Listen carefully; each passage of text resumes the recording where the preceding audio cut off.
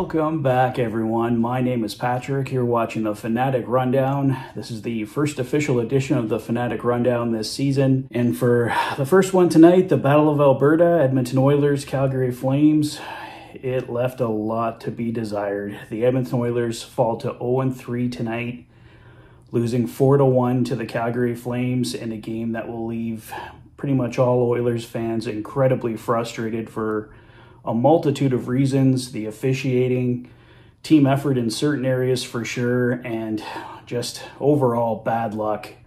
The Oilers deserved, I think, a much better outcome tonight, but there's quite a few things still wrong with this Edmonton Oilers team. Let's break it down. So to start this hockey game, the Edmonton Oilers delivered some brand new lines. Jeff Skinner was up with Connor McDavid and Zach Hyman as the new number one line. Nuge dropped down with Draisaitl and Arvidsson. Podkolzin was with Henrique and Brown, and Janmark was dropped down with Derek Ryan and Corey Perry. The defensive pairings remain the same except for Ty Emberson coming out of the lineup, and as expected, Troy Stecher joined the third pairing with Brett Kulak, and Stuart Skinner had the starting goal tonight. Taking a look at the first period summary, Jeff Skinner was able to get his first as an Edmonton Oiler, burying a rebound into pretty much an empty net for his first. Vasily Podkolzin, I really felt, was leading an early physical charge for the Edmonton Oilers, but as the game progressed, that physical charge did not last for the Edmonton Oilers, unfortunately. I felt early their brand new lines gave the team life.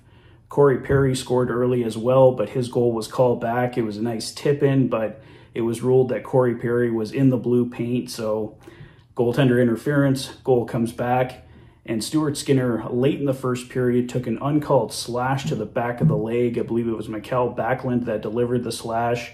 Stuart Skinner was very upset going into the first intermission and gave the ref a piece of his mind, but ultimately no call on the ice. The Oilers taking a 1-0 lead into the second period. Early in the second period, Zach Hyman takes a penalty, and the Oilers get their first penalty kill of the season. Not really something to admire there, but hey, at least they finally got one killed. Derek Ryan then shortly after scored an absolutely beautiful goal, split the defense, got it in, but unfortunately Victor Arvidsson was ruled as being offside, so a beautiful goal from Derek Ryan is called back. The second goal called back on the night for the Oilers. They should be up 3-0 at this point, but it remains 1-0. And shortly after, Rasmus Andersson ties it for the Calgary Flames. But late in the second period, the Oilers get a 4-on-1 opportunity, and they fail to even get a shot on net.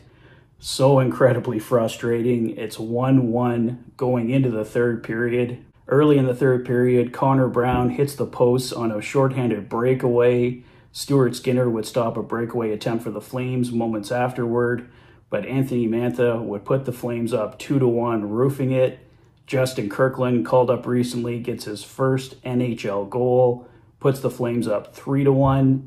The Oilers then hit a pair of posts late, so they just cannot cash in, and Connor Zary gets an empty netter for the Flames, giving them the 4-1 lead and ultimately the 4-1 victory. Taking a look at the final game stats for the night, the Oilers winning on the face-off percentage with 55.8 to Calgary's 44.2. The Oilers going 0-for-1 on the power play, Calgary going 0-for-3. The Oilers have been really struggling on the penalty kill, so that was one bright spot tonight. The Oilers finishing with 13 hits on the night to Calgary's 27, so like I said, I felt Vasily Podkolzin was leading a physical charge early for the Edmonton Oilers, but that did not last. The Flames ultimately out-hitting the Oilers. The Oilers definitely missing players like Evander Kane here early in the season. The Oilers with 18 blocked shots on the night to Calgary's 17. Calgary with 23 giveaways to the Oilers' 20. And Calgary with 4 takeaways to the Oilers' 8. So that was basically the story of this one tonight, guys. I felt the Oilers, like I said, deserved a better fate, but ultimately, 2 goals called back. The Flames kind of took this one over in the second period. And the Flames, they're red hot right now, no pun intended. They improved to 3-0-0 on the season. The Oilers dropping to 0-3. It doesn't get any easier for the Oilers coming up next week. So I don't know what they got to do. They tried switching up the lines tonight. That didn't really do anything. I don't know if calling up Josh Brown from Bakersfield would be much of a help for the Edmonton Oilers at this point. He would add a bit more of a physical element, but I kind of liked what I saw from Troy Stecher from the most part, so I think Troy Stecher should stay in. Ty Emberson will likely get another chance. Maybe next game we see Travis Dermott removed from the lineup.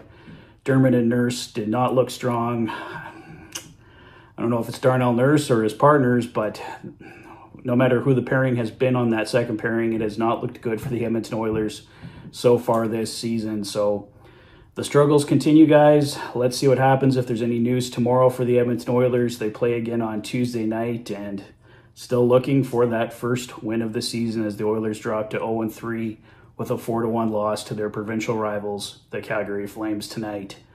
That's all for me, guys. Let me know your thoughts on the game in the comment section below. If this is your first visit to the channel and you like what you see, please consider liking and subscribing for all the latest Oilers content. You've been watching the Oilers Fanatic. Thanks for being a fan.